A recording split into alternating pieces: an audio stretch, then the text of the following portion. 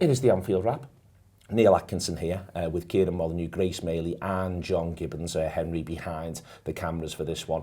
And we are in association with Peloton after Liverpool have beaten Fulham by 2-0. Peloton are Liverpool's strength and conditioning partner for this season. And they've been the Anfield Wrap partner into our second year now partnering with them. And with Peloton IQ, you can get all of your training regimes looked after and honed with specialist advice. You don't have to just use the bike. There are other ways to go about your business as well. But also, whilst we partnered with Peloton, John, we've been able to do a couple of challenges, and I believe you're working on one at the minute. You're not quite ready to share it with the masses, but everyone's got to brace themselves. Yeah. Big end of the season. It's gonna be good fun. We've got a special one planned. What I want to do is basically to celebrate Mo Salah. I wanted us to travel Mo Salah's distance to Anfield.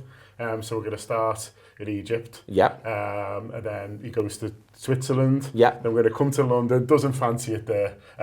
Goes to Italy. Yeah, goes to Italy. This feels like an Anfield Wrap bus journey. In terms of its logistical efficiency. Maybe that's where. Maybe that's how I was inspired. And then back from Italy to. Yeah, to Anfield. So we're going to try and do that distance together. I just need to work out the timings and everything. It's going to be ahead of the Chelsea game, and there'll be some nice prizes involving that Chelsea game for it as well. So not quite ready to start yet, but what you can do is make sure that you're in the Anfield Wrap team on the Peloton app. So download the Peloton app.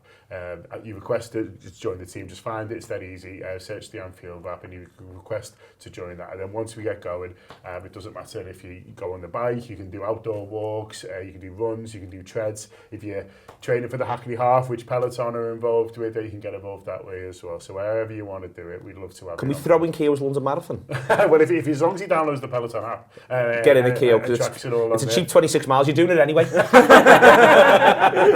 So we can get involved in that, and they are running a competition as well on the subject of marathons for the place in the New York Marathon, which is pretty cool as well. So loads going on with Peloton, and yeah, looking forward to these next challenge. I'm going to get Connor up the walk on the visuals. Oh, good news. He'll be delighted. Moving him around. Why is he going this way now, John? Just going to have to put up with it. Like a Dad's Army map. Or Indiana Jones. Great reference. Yeah, there we go. One for the teenagers as ever. We are here though, and we're in good mood. We are cheerful. There are reasons to be cheerful, and we're going to work through the Liverpool 2 Fulham 0 and Grace. It's the sort of straightforward win against a mid-table side that you'd instantly forget in a title challenging season, not even a title winning season, a title challenging season. But for this side at the minute, it's the first one of these since December. Yeah. I'd say Brighton or Wolves. And it was just good to see. I think it was a relief for everyone. That's not to say it wasn't, it was all smooth running all the way through. Fulham do have a couple of chances, do put some pressure on second half. But again, even there, Liverpool see it through without drama, and it was nice to have a football match without drama, which Liverpool just win. That's so nice, because we haven't had that for ages. I feel like with Fulham, you always anticipate them coming to Anfield, and you don't necessarily look at it as one of the hardest fixtures on paper, but we've seen what they've done when they've come to Anfield in recent seasons, and they've got some really good players, so you can never underestimate a side like that, because Marco Silva's side always come on and put on a decent performance. I'm just so glad we won, and I'm so glad it felt relatively comfortable, because we've just had, the fans, everyone's beating them up, beating the manager up and on his back, and everyone's been criticising the players. The morale around the stadium's not been good. Fans' attitudes have not been good, and to sit here today and be talking about a win is so much nicer than to come in and go, oh, we've got beat, and I've got to go in and say how horrible it was. So I think for everyone involved, for the players, the whole Robertson Salah situation and how nice it was for them to have their song sung, but also to have that off the back of a win is ultimately so much nicer than having that after you've just got beat or a hard-fought drawn. So yeah, I'm happy. I feel like it was a decent performance. I was happy with what I saw first half, and hopefully that helps us build into Tuesday. It was a strong start, John. There was intensity and purpose. It doesn't actually get its reward whilst it's being demonstrated that, but the reward does come. Fulham are beginning to have a bit of interest in the game just before Liverpool score. But even then, there's been times this season where they've started quite well, and then the opposition just go up the other end, and Liverpool go, have a good chance, lads. And there wasn't, Fulham were at least also having to work for their opportunities. Liverpool weren't just gifting them to them. As I say, it was just an emphatically professional performance. but goals change games, so Liverpool getting themselves ahead obviously made a world of difference. Yeah, I think the manager might talk about other games that have had sort of similar patterns where we haven't necessarily took our chances or had a great strike to open the game, and I think that'd be fair. But listen, I've watched plenty of Liverpool teams over the years where we've won it by having better forwards, and there might be a game where there's not loads in it. Both teams have a few chances, both teams have a bit of a go, but Liverpool win it because we've got better forwards, and it was nice to watch one again. There hasn't been many of them this season. There's obviously been times where we've wasted our chances and conceded the opposition ones, and so just to have a game where Fulham have a decent go, they've got some good players, Liverpool have a decent go, and our superior attacking talent is what decides the game. Brilliant. There's been loads, that's what top teams do a lot. Yeah, a lot of the time they'll outplay the opposition as well. We're a little bit away from that at the moment. I'd love to see a performance like that, coming up soon. But Sunday would be great. But I think, that win's perfectly fine as well, because all top teams do it, especially when these games are coming thick and fast towards the end of the season. Letting your superior quality show on the pitches, it's something that the top teams have always done, and I was very happy to see it yesterday. We just haven't seen enough of it. John's point there, I can think of 3 games, certainly probably just the 3 against the 3 promoted sides. First and foremost, if those draws became wins, then we'd be sitting here, still not delighted with the season, but we'd be above Man United right now. We'd be relaxed on the Champions League qualification front. And Liverpool have superior players to Leeds, to Burnley, and guess what? Also to Sunderland. But they didn't do what John's just described there, Keo, and seeing it before our very eyes yesterday, that relief, 2 players at either end of the careers, but both of them you'd like to hope, well, one of them definitely has, the other one you'd like to hope going to go on to have far superior careers to players, even quality mid-table players that Fulham have, players like Alex Iwobi, Harry Wilson. We know their quality. But Liverpool's greater quality, as John says, it does tell, and there just hasn't been enough of that, so it was great to see. I think it does tell, looking at the stats of the game as well. I think we have the same amount of shots as Fulham.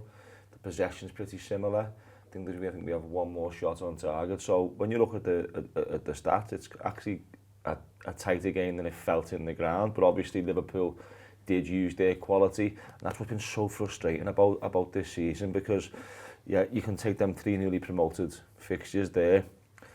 Even though if you turn them into wins, even though I'd still be sitting here now a bit frustrated the way Liverpool have played this season, it make a massive difference in the table, and that's part of the reason why people have been so frustrated with Liverpool, because you can have seasons where you're not blowing teams away, but you can still put together a string of results, and Liverpool just not been able to turn a corner at all this season.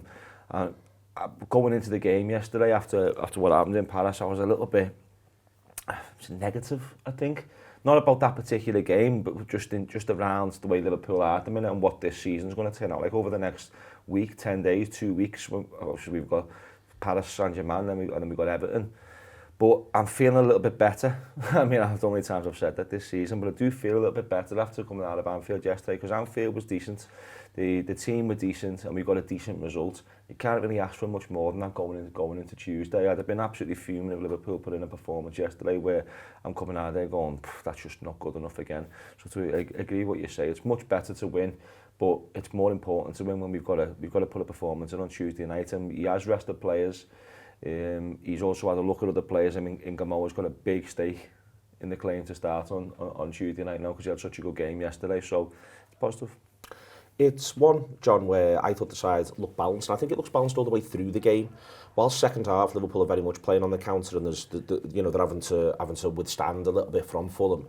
You still felt as though that balance between being able to sit in and counter-attack was stronger than you've seen at times. You felt like they were carrying threat then. You felt they were balanced across both flanks in terms of the threat from wide areas. Ngumoha, Salah, Frimpong felt as though Robertson felt as though it was carrying genuine sort of balanced threat in the first half. When they were on top with the intensity, the midfield felt balanced. It was, it's an odd thing to sort of come away from with the game, but that was one of the things I took from it, feeling as though this has just felt like, in a number of ways, our best pitched setup, our best pitched performance for a while. Yeah, I think that's fair. I think the formation helped us. Listen, there's no perfect formation, and however you set up 11, there's pros and cons, and there's going to be space. But I felt for this particular game and for those players. I thought 4-2-3-1 worked well. I thought, you know, the two in front of the defence, I think might be Szoboszlai's best position. I think we play 4-2-3-1 against Karabag at home, and he's brilliant, and he's just everywhere. And just giving him that area of the pitch and saying, you just scuttle either side and dominate it, I think he can do really well because of his athleticism. And I think, you know, having him a little bit, you know, further away from the goal is sort of no bad thing as well. And so even though he's obviously got an amazing shooting power, but I thought he played well there. I thought it was Jones's best performance for a while. It's obviously a shame that he has to go off, but you know, I just wonder if we might see a bit more of that between now and the end of the season, because I thought the 4-2-3-1, when it looks bad, it can look a bit too rigid, can't it? And it can look a little bit like you're in four banks. And the nice thing about a 4-3-3 is it generally feels a lot more fluid and people are moving around. That's when it's going well. But when it's not, 4-3-3 can look a bit of a mess, and it can be gaps. And I thought yesterday with the formation, I just felt like people had a clearer idea of what they were doing and what they were on. What the responsibilities were. And what the pitch was to do. That's who sat in front. They were like, well, we're here to protect the defence, and we're here to give it to Vert or give it to Rio Ngumoha, or you know, and they did that. They just did it all game. You know, they won the ball well, and then they passed it to one of the three players sort of ahead of them. I thought, you know, and then ahead of them, I think Vert is just obviously a lot more comfortable there. He's played pretty well in different spaces, but that's his ability. And then I thought the wide players just had a really clear objective, and especially on the right, because with Salah, he was supported by Frimpong, and then you've got Robertson, got Willow cut in a little bit, it was like took in a little bit more, and so you had the balance of the two fullbacks of what they were trying to do, but it just sort of helped us, and Salah just having the support of a great runner just meant it just opened it up for him a little bit more, really. And it was funny, there was a period in the first half when I was like, everything's coming down our right-hand side, and I was like, I wonder why that is, because, you know, Ngumoha looks dangerous, maybe a bit more than Salah at that point. And I thought it's Frimpong. They just keep passing to Frimpong. It's nothing to do with Salah or Ngumoha. He's the outball. He was always the outball, and he was the one. And then they were just looking to hit him. There was a ball in the second half, and we're going to have the second half in a minute, but where Salah put it through, and he just done him with raw pace, Frimpong, and he looked so quick. It's refreshing to see that kind of pace and having that option to get in behind down the right-hand side. Yeah. Manager's forced him to make one substitution at half-time, Grace, but then again, you get to see he gets to make all the substitutions from a position of strength. Gomez, McAllister and Isak all coming on, and in different ways, all of them, what you get to see. There's actually just little reasons to be cheerful there as well. But also it was nice to see 3 subs from the manager controlled, where they were different to what they were replacing, but you didn't feel as though there'd necessarily be a dip in quality, and it didn't feel like there was any gambles. He wasn't having to roll dice, which is so often what he's been doing with the substitutions this season. Yeah, I feel like every time he's made substitutional decisions in the second half, it's been when we're getting beat, or when he's asking for a moment of maybe desperation from some of his players, like bringing Ngumoha on second half in a game where you think, God love him, that lad's got so much pressure on his shoulders to try and change something miraculously when it's not going our way. And you know, I think there's an argument where you could say you could leave Ngumoha on for longer, but maybe he does play him on Tuesday, and then maybe that's what he had in the back of his mind. And it looked like he was tired his to me level, as well, to be fair. and you can understand it. He's 17. He put in a very good shift, and you know, his quality, you can just see it. His pace, the way he runs past people, his step overs. Like, God help the defender, they've got no idea where he's going. It's just like there's an argument to say, well, you could leave him on, but ultimately I think the manager's got to be careful with how many minutes he does give him, because, you know, ultimately you want him to stay fresh and be able to produce performances like that. So you might need him on Tuesday. Yeah, but that's what I mean. That's probably part of the decision for bringing him off second half. But yeah, I think the subs were refreshing actually and controlled. McAllister was decent when he came on. You know, Gakpo I just don't rate, full stop. So I feel like even though he sets it up for Salah, I'm still not having it that I'm just not as big I as thought he fan. played well. Yeah, it's a better game out of what I've seen from him this season, but I'm still not having it. But yeah, I just thought it's so much nicer to make substitutions and go, okay, well, ahead of Tuesday, we can afford to bring people off. So Curtis Jones is obviously disappointing, because as one of you said there earlier, you know, he had probably his best performance that I've seen from him this season in terms of like chasing for the ball, his attack and threat. He was constantly wanting to win it back, and sometimes we haven't seen that from him this season. So it's always refreshing when you can look in the second half and go, we can make changes here and actually it'll help us. It's not going to set us back.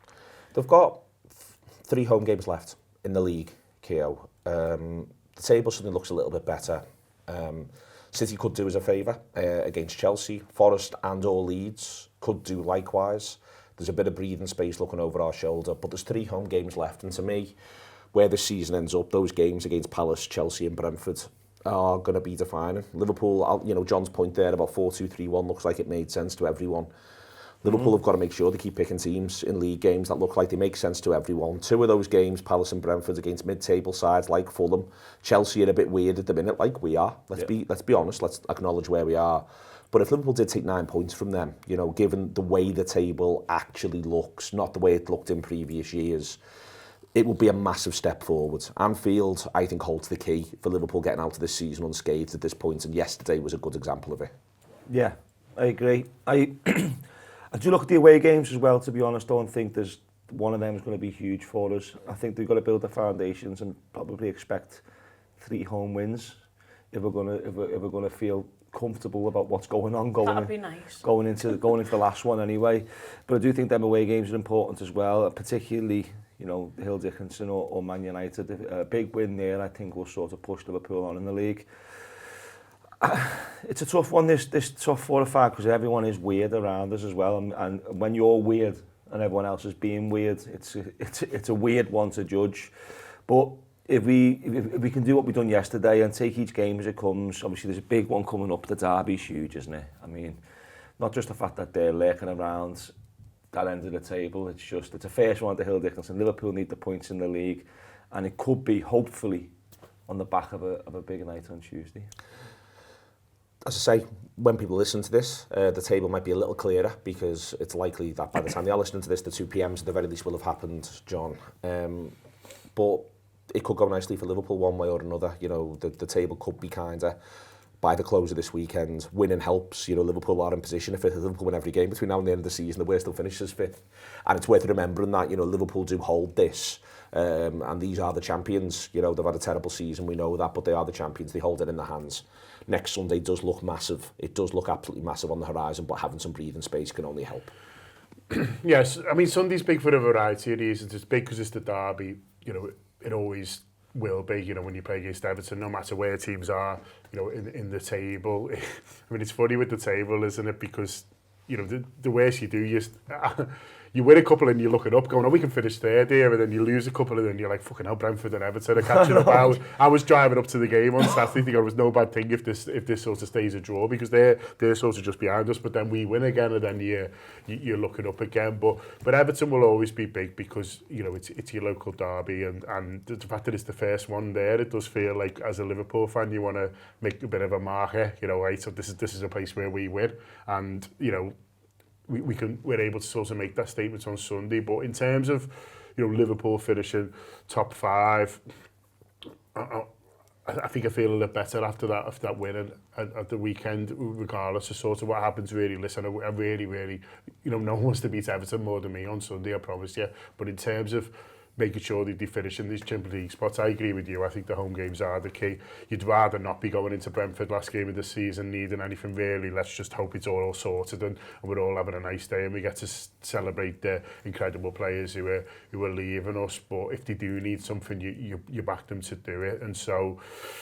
yeah, I think the home games are better, especially because one of them is against Chelsea as well. So if you beat Chelsea at home, with the way that they're playing and the way, like you said, the fact that people just do drop points around, you know, we've forgotten, because thankfully we've not been around there that often over the last sort of 5-6 years. But you forget that the point is people are inconsistent, you know, there, and you know, there'll be drop points over this weekend. I'm sure it's sort of ahead, whether that's today or Monday. But you know, you can just concentrate on yourselves. And but John, you said last week when you were talking brilliantly about various things with the club, I think next Sunday is big, because you made the point last week that, you know, every game against a rival this season, since the derby, since the last Merseyside derby, or if you wanted to throw in Real Madrid, throw in Real Madrid if you want, but every single time, you know, it's come knocking, home or away, they've fallen short. And I think that it would feel like such a boost if they were to go to the Hill Dickinson. Not just a boost, I think, in the short term or for the league table. Yeah. I think it'd feel a boost like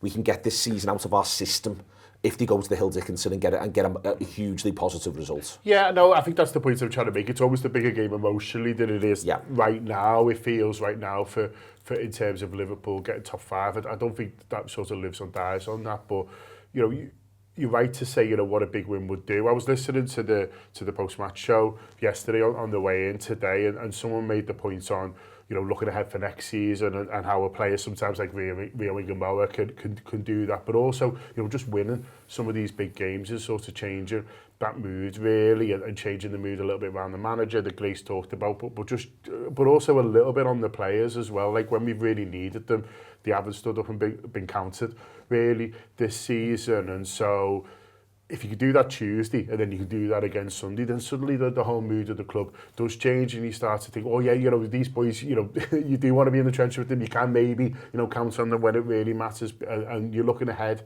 a little bit more to sort of next season based on that and the players that are likely to come here. And so I think for mood, not just for our mood in the city at the weekend, but sort of going forward, I think it is really big. Grace, you mentioned it before, about it being a nightmare to defend against a 1v1 Rio Ngumoha. It's an exceptional finish. He is such a talent.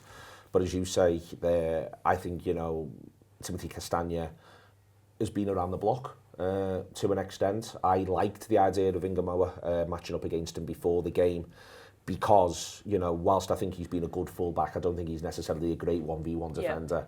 And I thought that you could see, as that first half wore on, he was dreading it as and when Ngumoha got the ball. Yeah, it's his pace, isn't it? I've said this before, but being in Anfield, watching him play, and I've said this on so many shows, but I sit row 3, so when a player flies past you, you can really feel their speed, and he's just so fearless. He doesn't care. He wants to put on a good performance.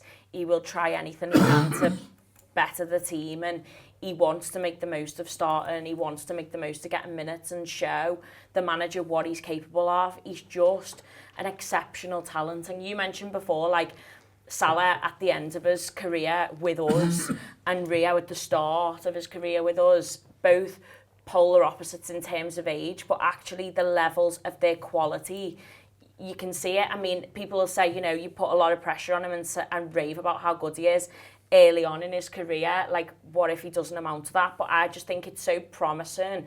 And it's not pressure. He wants to go out and perform. He wants to make a good impression. And you see the level of his quality. The lad is so grateful to get a start. And, that goal, the angle that he puts it in, he doesn't look up. If you watch it back, he doesn't look up to see where that goal is again. Once he's done his few step overs, he doesn't check. He just curls it in, and it is the acutest of angles, but actually a sublime finish. And you could see how happy he was. I love him. I think he's great.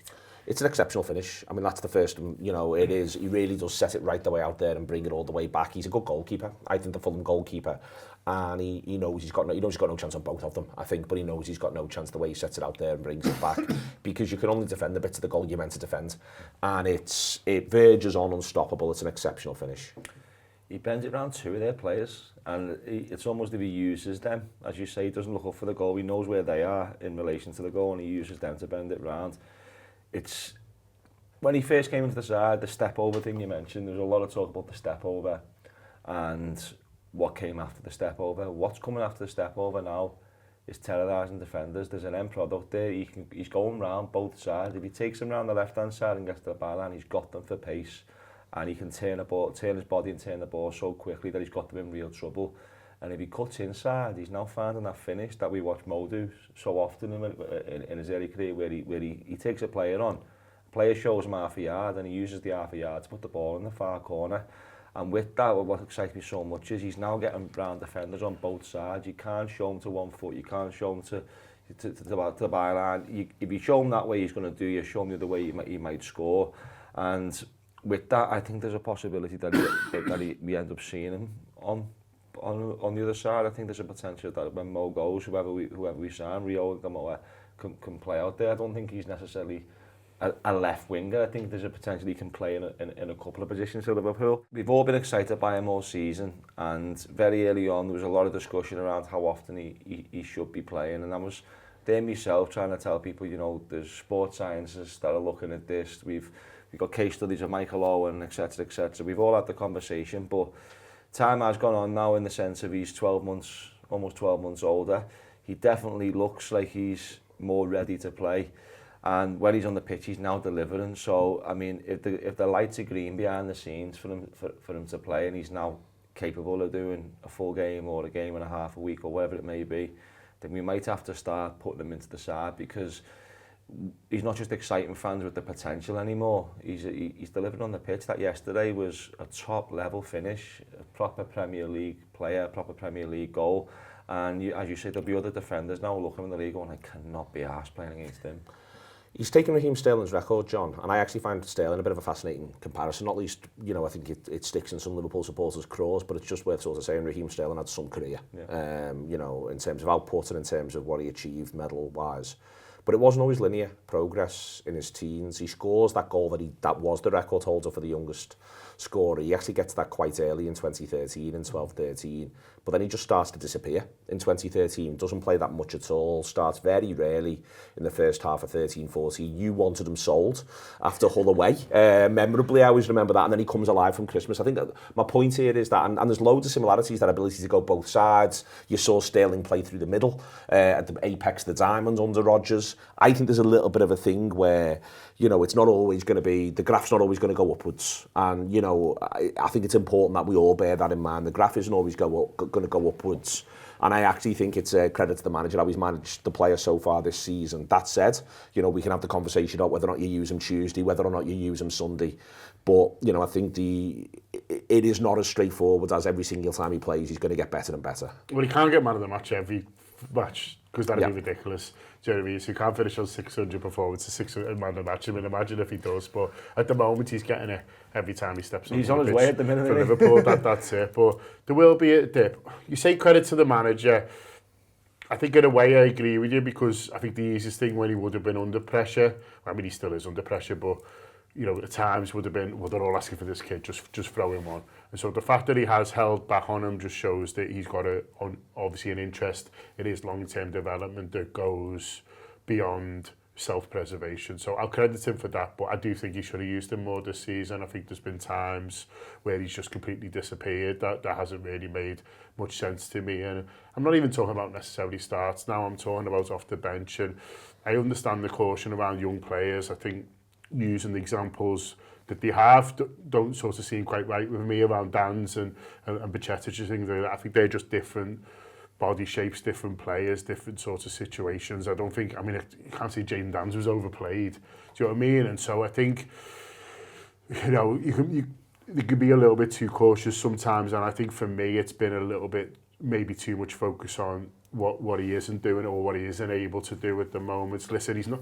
you know, he played great. Yes, he didn't help Andy Robertson out loads. No. I think it is fair to say, you know, and I think tactically what the manager's trying to do off the ball is quite complicated, and you might think, you know, that's a little bit, you know, beyond him at the moment in terms of his development. He's, you know, maybe Gakpo or whoever's a bit more likely to, you know, in terms of the position and to give him sort of what he wants. I think it's probably more to do with that. But I think sometimes when you've just got a star and you've got someone who's able to do that, I think we could have used him more this season. I think there's certain games, like I say, maybe even more off the bench if you know, if you want, where we could have seen him. So I think it has been, without having all the information, of course, they watch him. Well, that's again where the Sterling comparison's interesting, because Sterling gets a fair few games at the start of 12-13 and then he disappears for a lot of 2013. Very, very few starts at the end, the second half of the 12-13 season and the start of the 13-14 season.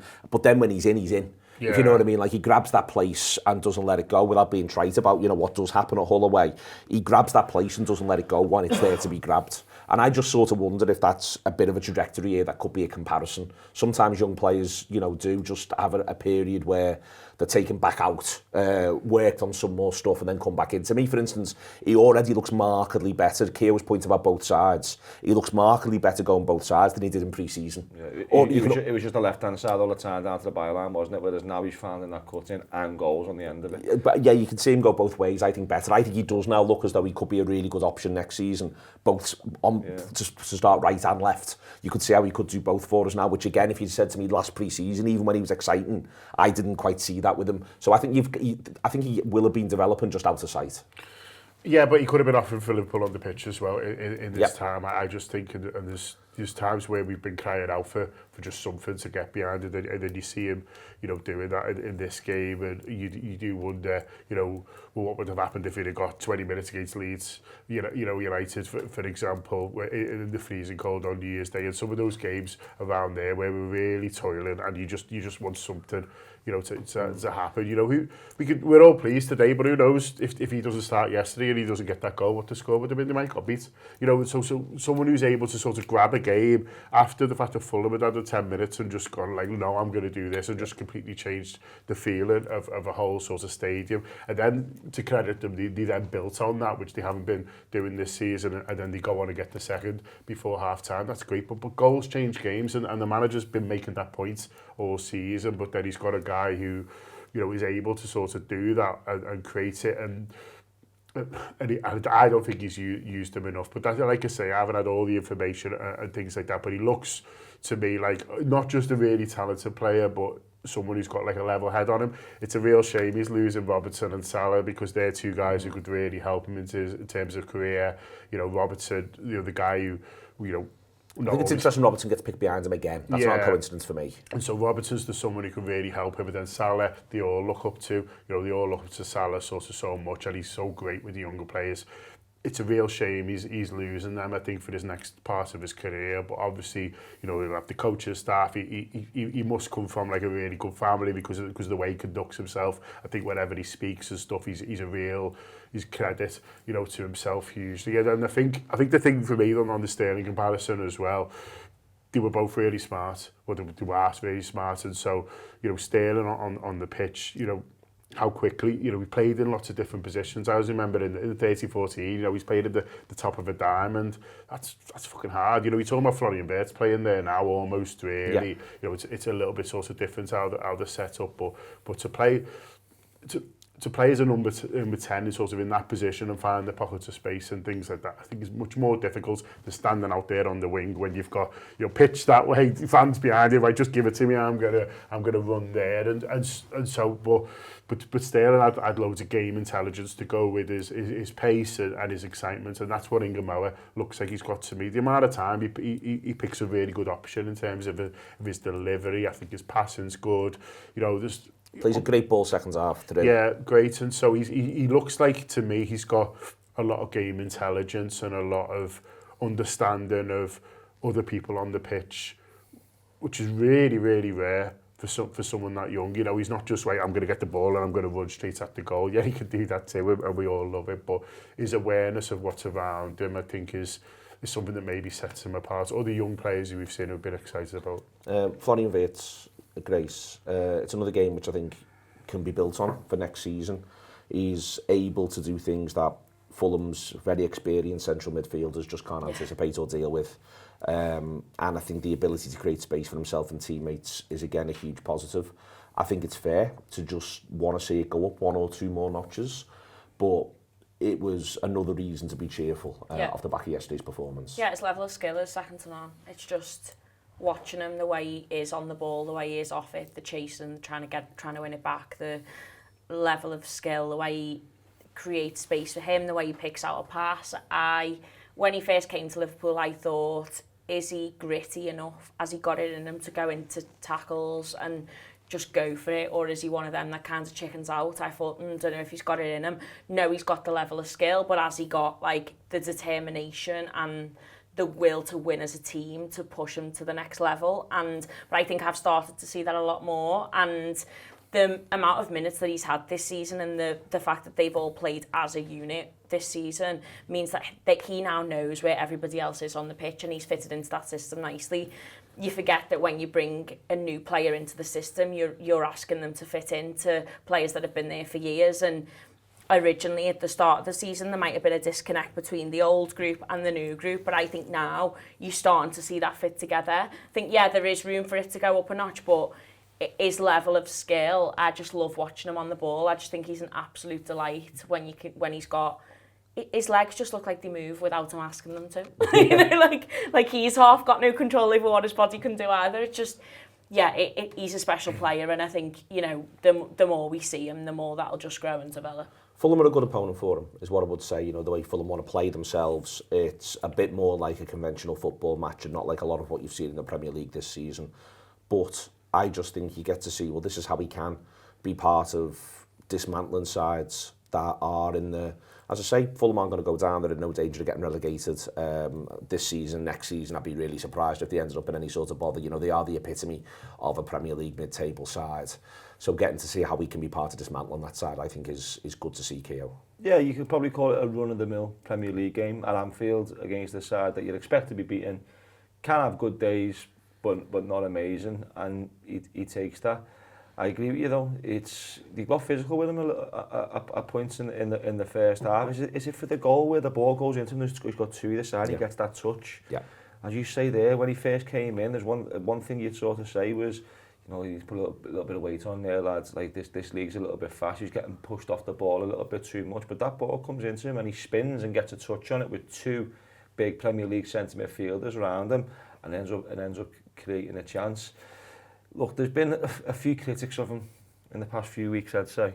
And I suppose that's coming from knowing how good he can be and how good he will be. But he's still a 22-year-old lad who probably just turned 22 as well. He's got a lot of time in front of him, and he's come into a more difficult league, but also a more difficult situation. And the Liverpool side he's come into in the summer, obviously, is all over the place. And as the season goes on, he finds himself in a Liverpool side that's really, really struggling. So if we're seeing that level of quality at this point, and when Liverpool are in this situation, when we're all singing off the same hymn sheet, and when things are firing, I think, well, you know, I think we're going to have a hell of a football on our hands.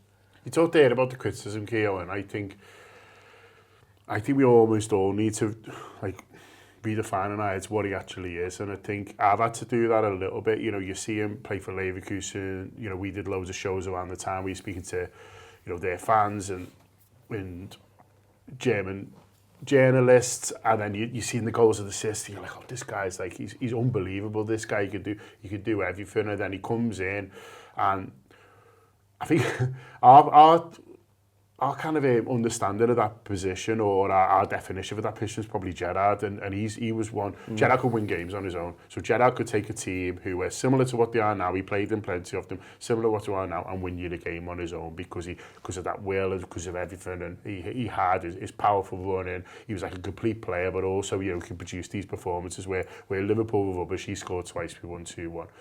Florian Wirtz isn't that sort of type of player, and I think as Liverpool supporters or journalists, I think for us it could be a little bit like, well, we paid all this money for him. He's 120 million quid. 35 yards. Yeah. Where's well, not even just that, but where's the, you know, the thing where he just grabs the game and wins it on his own. And I understand that because of the money he cost and because of his record in Germany and the hype. But he's just not that sort of player. We've never had a 10 who's like a Pablo Aimar, or someone like that who just dictates it all, who just everything goes through them, and the creating and the, you know, you can't get near it. And we've never had a 10 like that. He's the closest to what we've had, but it's almost, I think, hard for us to watch it and go, well, why isn't he doing all the things that Stevie used to do? You know, he's cost all this money and things like that, but he's gonna go up levels. I was about to say that, yeah. As the team develops around him. So as we get, you know, better wide players in, as, you know, Isak grows into the team, and as he shows what we're about, Florian Wirtz will go up levels. And you might say, like, oh, well, the more the money is costing, he shouldn't need that. Well, he hasn't needed it in a way, because he's still shown us plenty, but Florian Wirtz is like a cog in a machine, but he's like the best looking cog you've ever seen. He's fucking some cog. Do you know what I mean? You're not getting a better cog than that. But he is shiny a cog. Oh, he's shiny as fuck. Do you know what I mean? He like glows, and you're like look at all this machine. You're like, look at that. All cog. The other cogs look like, I want to be already plugged into him. Exactly. Yeah. All the cogs are trying to get around him. There was a swap there. Put me by him. Like he's the most unbelievable cog you've ever seen in your life. But he is just a cog, and so I think, and I'm saying this as someone who's had to, you know, go go through this journey with himself a little bit. Let's not focus on what he can't do. You know, people expected him to go away to PSG in that formation with that team,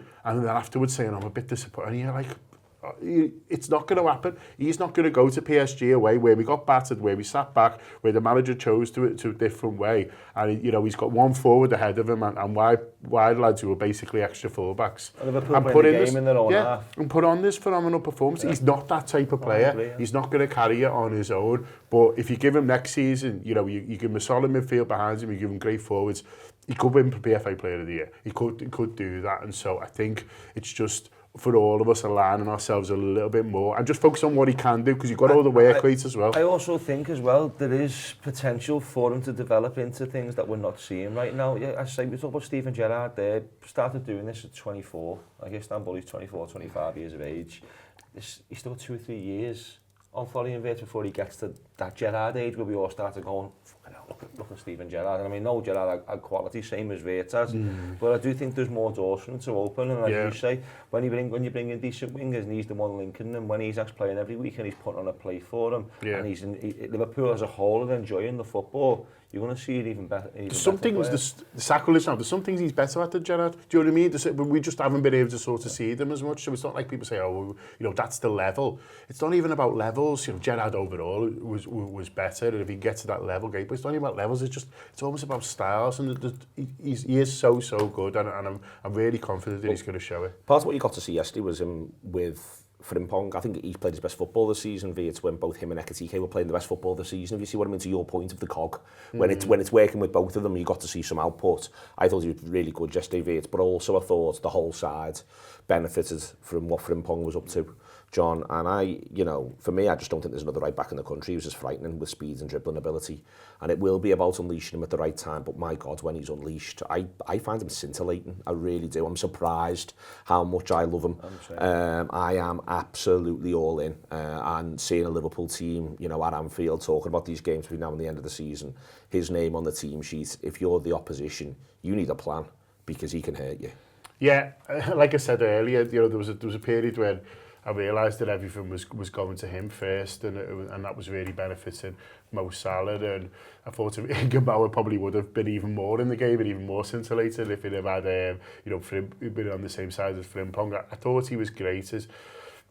You know, he's had an up and down year, partly because of injuries, obviously. You know, so being sort of up and down in the team, I think they'd have loved to have had Bradley fit all season. I mean, they'd love to have had them all fit all season, but I think if we'd have had Bradley, then we'd have been a lot more, okay, well, let's plan how we're going to use him. You know, instead it's like, oh, sorry, mate, you have to play it, and then you know, he's maybe broken down or whatever. I think if there had been, okay, well, these are the games that you're playing right back in, and these are the ones that we'll target, and this is the type of games, and then you might drop out on Wednesday, but don't worry about that because we'll use you off the bench or sort of bring back in, then that would have been great. I think, you know, he looks a really, really good footballer. He seems a really good lad. He seems sort of really popular, but you know, he was a big part of what made, you know, Salah more dangerous yesterday. I thought, you know, Salah's always, you know, had good right backs when he's been playing really well. Obviously been very different styles and things like that, but you know, at his age now especially, you can't just be out there on your own and just say, right, I'm going to pass it to you, just sort of make it happen. You need that support. You need,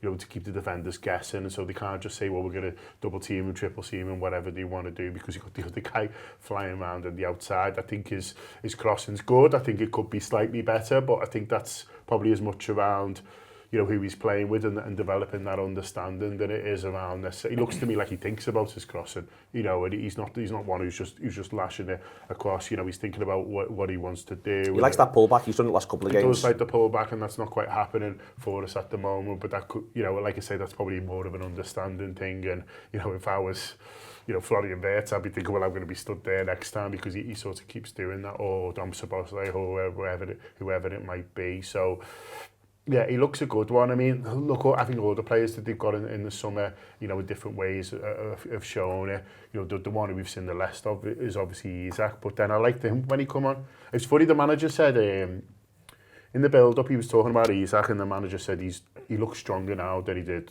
when we got him, I think he said.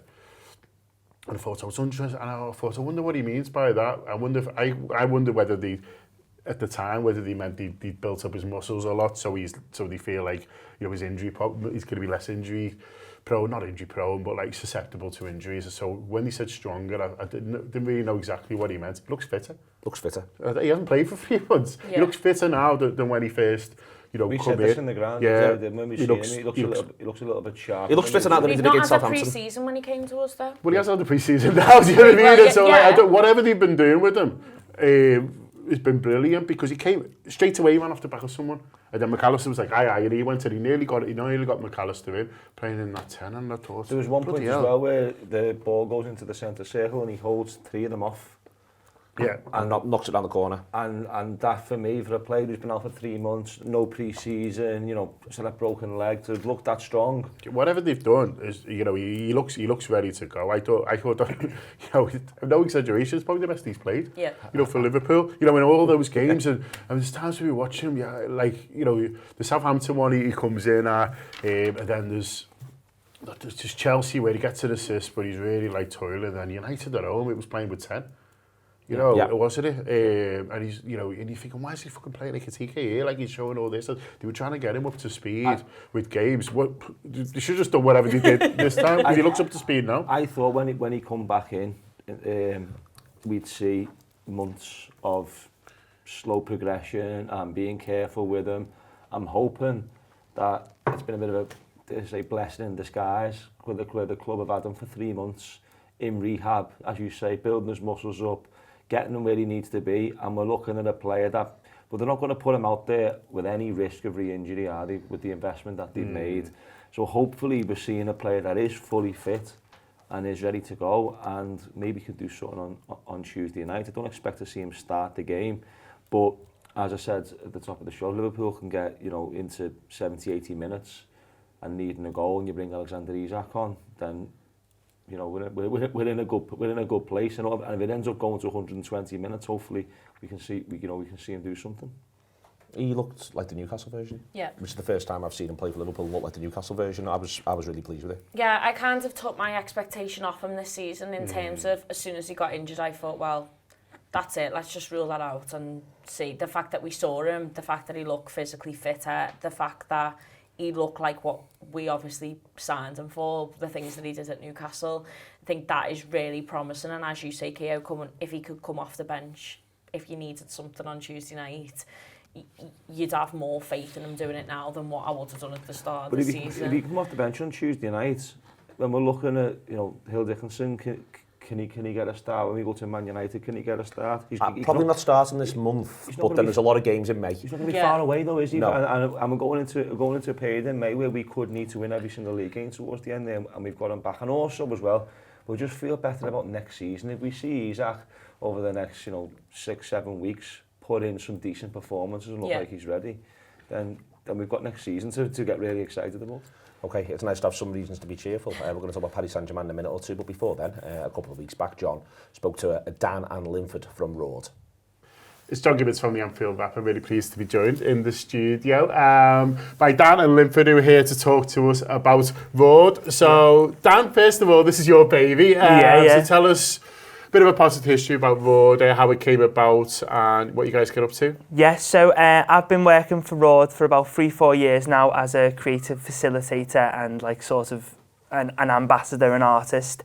It's been going for 15 years, and the charity is called Random Acts of Wildness Disability, and it's essentially led by artists, helping artists with learning difficulties, learning disabilities to express themselves through theatre, but then more recently through music, and we do all sorts of stuff at Road, don't we? So Linford's one of our amazing artists who comes to the groups. We've got 3 groups, one in the Unity Theatre in town, one in Theatre Porto in the Wirral, one in the Story House in Chester. And yeah, between them, they all put on their own shows and do all sorts of amazing creative stuff. So, yeah, I mean, it's a charity I wasn't aware of until you got in touch with me, Dan, and you know, it sounds fantastic. How is it funded? Where do you get your money from to put on these great things? Yeah, so a lot of it's fundraiser led, and obviously through every charity, a lot of it's through, you know, different pots of funding, whether it be Arts Council or anything available. Steffi and Alice are the 2 main people who are working on that stuff day to day, but as a part of the 15 year birthday, anniversary, whatever you want to call it, award. This year we're trying to do 15 for 15, so we're trying to raise 15 grand for 15 years. And I think we're already about maybe 3.5 grand through that, so we've made a good start, but things like this are what's going to help us keep it going, isn't it, Linf? So, yeah. So, Liv, you've been going along for a while now. Do you enjoy it? Yeah, good. What kind of things are you getting up to? Are we talking about it? We do our acting, our Acting, singing, music. Yeah. Put on shows, don't we? Put on shows. And what do you do in the performances, Linf? I think I'm a director. You're director. Director? Yeah, well, Yeah. Big responsibility. I know, that's it. Yeah, So this year, more of an onus in the sessions is given, because, you know, you've been an actor in all the shows as well as a singer and a musician. Yeah. We're doing it so now everyone in the sessions, rather than us writing the show and them being in it, they're writing the show, they're directing the show. Linf's actually a stage manager. Yeah. Yeah, so he's telling people where to go, when to go on, as well as acting. Yeah. So that's the whole thing of this year, is giving the artists their chance to express themselves, as rather than us helping them decide what to say. Yeah. Yeah, have you seen it grow over this time? Obviously, you want it to be bigger. You want to, be able to support more people to be creative. But have you noticed even in your time there that it's grown? Yeah, that's it. Like when I started, I think there was only 2 groups. The groups have got much bigger in different places, and I think they're in actual theatres, aren't they, Linf? Yeah. Like the Unity Theatre in town. It's very professional, and the scope of the shows have become amazing. And when you go to a road show, it's like such a world-class, unique show. Like the ones I've not been involved in, I go and I take me mum, and it's just like, it's unbelievable. Like the last one, Don't Call Us, Call You, was amazing. It was like a collaboration show between 2 of the groups. There was music intertwined between it all. Linf, you were one of our 3 kings in the Christmas show, weren't you? Yeah, taking everyone round Liverpool. Yeah. And it's boss, isn't it? Like, how do you describe Raw to us? You always say, what's it like? Like a home. Yeah. Family. Like family? Yeah. Like supporting each other? Yeah. Yeah. So does that make you feel like, when you're going on stage, you feel... Obviously, you'll be a bit nervous sometimes, or maybe you don't get nervous. Me and Dan do. But do you feel like you've got the support of the other people who are there, and you all want each other to do well? With our families is putting shows on and get everyone, their family to what we do. Yeah, getting everyone down to what we do, don't we? Because Linf, like yourself, everyone who comes has got a different what? Different needs and... Different needs, Yeah, and we all, I think supporting that's like a lot about learning how to support each other and be around each other is a big part of it in that way, isn't it, Linf? So, yeah. And always with a smile on our face, I think, is the main thing. Yeah. And that's brilliant. And I think, I've been involved in performing arts, if you want to call it, the ground since I was a kid, really. And I remember going to drama classes when I was 8 or 9 years old, and then when I got to comprehensive school, I was in the plays, and I think it's been brilliant for me personally, even though that's not what I've ended up really doing as a career. I think about everything that I do now, and even before when I was in the business world, if you like, just getting up and doing a presentation. I know some people, dread it. For me, it was always okay, because I thought, well, I got on that stage and sang a song when I was 14, and so like you're all right, and so it can do so much for us, even if we don't necessarily, want to be the next Stephen Graham. You can just, it's the confidence it gives you, it's the life skills it gives you, and it's the ability to approach your own life in a different way. That's it, and I think it's something that a lot of people, like I remember the first time I did a gig, my dad, my dad's just into footy, not really, he loves music or whatever, but he's not really I remember it already gave me something that he'd never, I remember when I was 12, you know what I mean? He was like, I could never do that, son, do you know what I mean? And it is, you don't realise how becoming a performer, writing your own music or being an actor in a show gives you more confidence, doesn't it? Makes you feel like how it changes your life in ways, unquantifiable ways, I think, do you know what I mean? Even if you do end up on a different path, so think giving everyone that opportunity to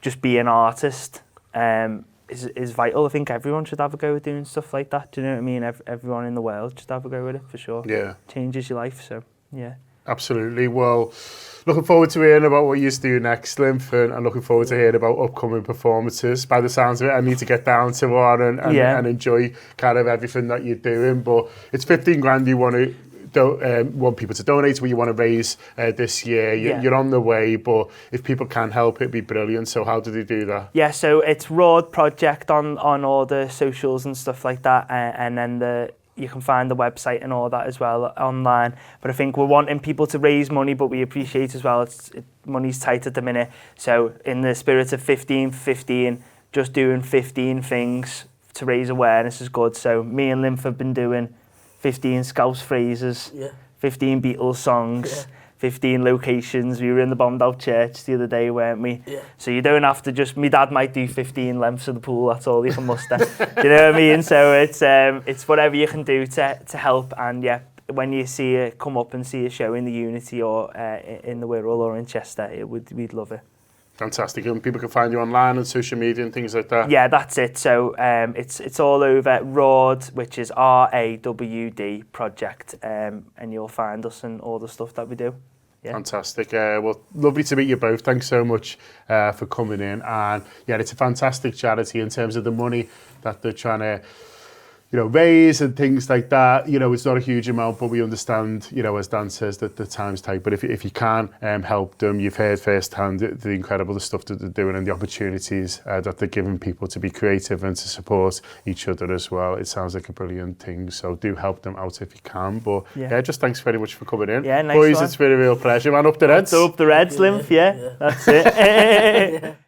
Great stuff from John, Dan and Linford as well there. Album of the week is Girlfriend by Grace Ives. It's a ton of fun all the way through. Strongly recommend it. Really, really good record. Their best so far.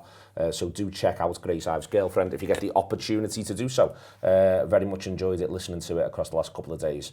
All right, we're going to talk about Paris Saint-Germain Tuesday night. The big question, John, that'll be framed in the build-up is to Rio or not Rio. But for me, that's sort of the second question, in my view. I think the first question is what shape does he play? Does he go 4-2-1-3, which I think is what, a variant of what we played there against Fulham, or does he go with the 4-2-2-2? You mentioned Karabag before. I think there's a bit of that in there. It's 4-2-2-2 against Galatasaray. Does he go with that? And I think that answering question one then leads to you ask question two. Yeah, I think it's almost becomes a Florian Wirtz question, so it's almost, defined even narrower from there, in that you want him to play, you need him to play, he's going to play, he's going to start Wirtz. So do you feel brave enough almost to say, right, we're just going to play two midfielders behind him and then we're going to play three effective forwards and we're going to go for it from the off? Or do you say that's too much, it's only 2-0, you don't need to... it's not Barcelona, quite. We don't need that situation. And also, if you're too open and PSG get the first goal, then might put a pin in the crowd. From that situation, even though you still only, in inverted commas, sort of need three. Sort of what that might do. Really, I don't think it's one of them where you say, well, we can't concede or we don't lose, but I don't think it's that. But I don't think you can concede first. Is my personal opinion, and so I think he'll play Wirtz and three midfielders. I think that's what he'll do. So I think he'll go Gravenberch, McAllister, Szoboszlai, and then he'll pick Wirtz. And then you think, well, where's he playing him? Or is it wide left in a 4-3-3, or is it in the two? But either way, I don't see how you then start Rio Ngumoha. From that. And so I think in a way it's a little bit of a shame because he's played so well, and I think, giving them a little bit more to think about than what they've had so far. We've played them twice in 2 seasons now, so they've seen pretty much everything sort of from us, really, but they've not seen him yet. So I think there'll be a nice way to do that. But I just think if you're picking him and Wirtz, then I think you're a little bit too open. I think, bearing in mind as well, that like I said before, you're not going to get a lot from him going the other way, which is fine at the moment. He's a young lad, you know, he's developing his fitness and his game and understanding and things like that. But then if you think, well, you're playing Salah, right, you're not getting huge amounts of him going the other way as well. And then I think you're just leaving yourself too more open than you need to. You know, this isn't like, you know, the case and necessarily you have to throw the kitchen sink at it early. I think it's a game that he can plan to sort of get through, and strength on the bench is an option. And so I think I will be leaning towards, and I think the manager will lean towards going a little bit more solid from the off, and yeah, looking to get on top of them, and yeah, looking to press and you know, press high and things like that. But that's another one with someone like Rio. You know, we haven't seen loads of that. I'm not saying he can't, I'm saying we don't know. Well, I don't know. And so, but whereas if he picks a similar team to what he did against Galatasaray, well, we know that they can do that. And so that's what I'll be holding a little bit back. So, you know, you talk about Isaac before, Ngumoha will be another one, and I'll be starting with if say you want to take 4-2-2-2, then you've got, you know, Szoboszlai and Wirtz, and Szoboszlai, listen, when he plays, he's everywhere anyway, so the formation's more fluid, and then you're going with Salah and Ekitike up top, and then you're saying, okay, well, we've got Ngumoha, we've got Isaac, isn't this nice? We've not really had those forward options to bring into games. That's what both I would pick, and I think he'll go with as well. What do you think of what John would pick, and do you think he's right and he says that's what he thinks the manager will go with? Yeah, I am in agreement. I don't think he's going to start Rio Ngumoha, although I wouldn't be against seeing it. I think if you start with those four midfielders, your fans are behind you because they think that they're going to put on a solid performance, and I don't think you can go gung-ho because you don't want them to score first, but at the same time you've got to look at it and be attacking because we are 2 goals down. So, yeah. It's one where holding back's interesting, Keo, because to me there's a little bit of a thing here where within reason you can score the first goal at any time and it sets up a grandstand finish at the very least. You know, I don't quite see how on earth the game will be 0-0 on 80, but let's just imagine the game is 0-0 on 80 and Liverpool score in the 81st minute.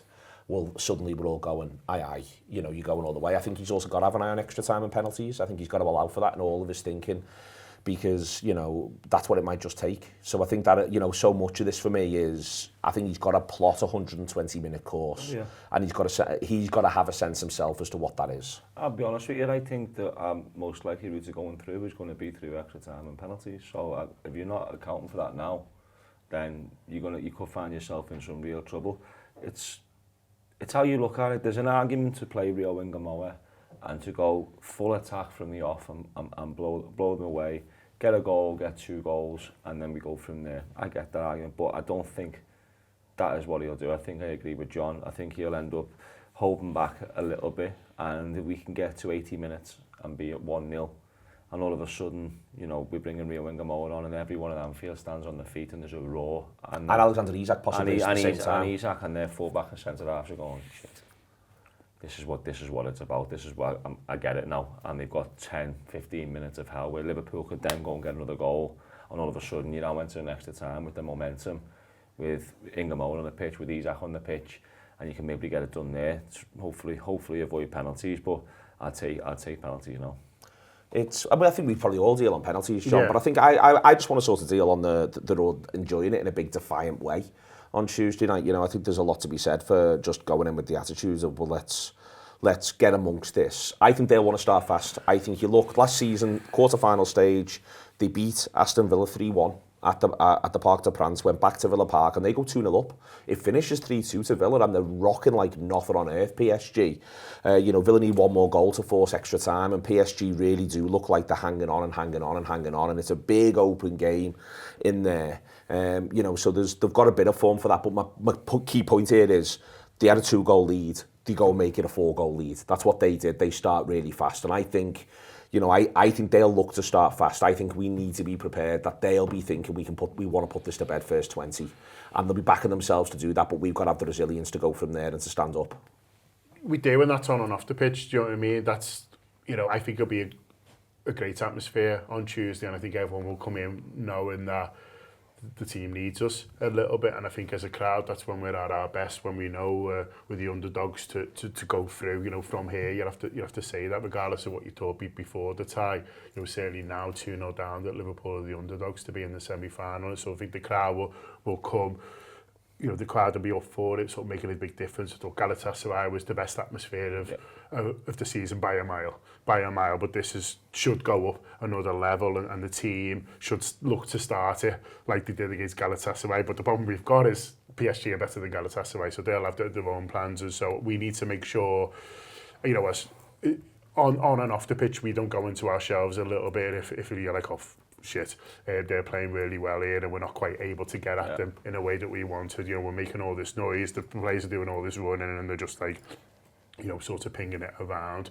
You know, we need to make sure that we sort of keep bringing it, because if it goes well, then there will be a moment where the crowd sort of do come into it, and there will be a moment where it just feels like that happens sometimes. The place just takes a life of its own, and it's just making weird things happen on the pitch, and no one can quite understand why. Not least the lads who are doing weird things too. So that'll sort of happen, but it's about sort of hanging in there and just believing a little bit. That's all I'd say to everyone, including yourself who's going. You know, just go in there with belief, because, you know, if they get beaten, so what? Do you know what I mean? Like, so, you know, we're losing already. What you said before about the one for me, the one to watch is if we do go 1-0.